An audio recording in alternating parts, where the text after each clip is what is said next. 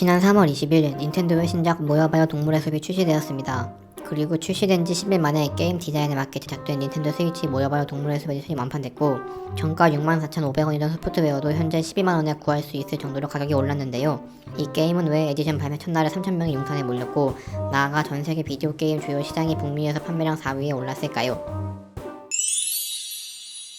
보통 게임이라 하면 치고 깨부수고 때리고 죽이는 걸 떠올리셨을 겁니다.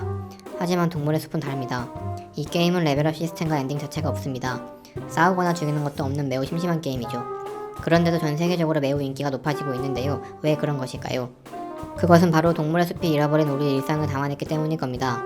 동물의 숲은 플레이어가 무인도에 정착해 동물 주민들과 함께 사계절을 보내며 집을 꾸미고 일하고 모임을 갖고 인터넷으로 친구들을 초대해 같이 노는 게임입니다. 게임을 하면서 집을 구매해야 해 대출을 받는 게 필수이지만 갚아도 그만 안 갚아도 그만일 정도로 자유도가 높은 게임이죠. 게임 내 기호는 내가 사는 나라가 속한 대륙 기호를 반영했고, 게임 내 시간 또한 현실 시간을 그대로 반영했습니다.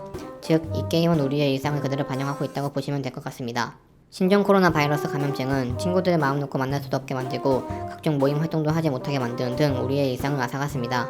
하지만 동물의 숲에서는 이 모든 것을 할 수 있습니다. 어떻게 보면 게임 속에서 우리의 잃어버린 일상을 다시 누릴 수 있기 때문에 각 정부에서 고강도로 실시하고 있는 사회적 거리두기에 지친 이들이 게임에서만큼은 코로나19 사태 이전에 우리가 누렸던 인간관계, 모임, 자연 속 힐링 등 일상의 행복을 즐길 수 있을 것이란 기대감에 동물의 숲으로 모이는 것이 아닐까요?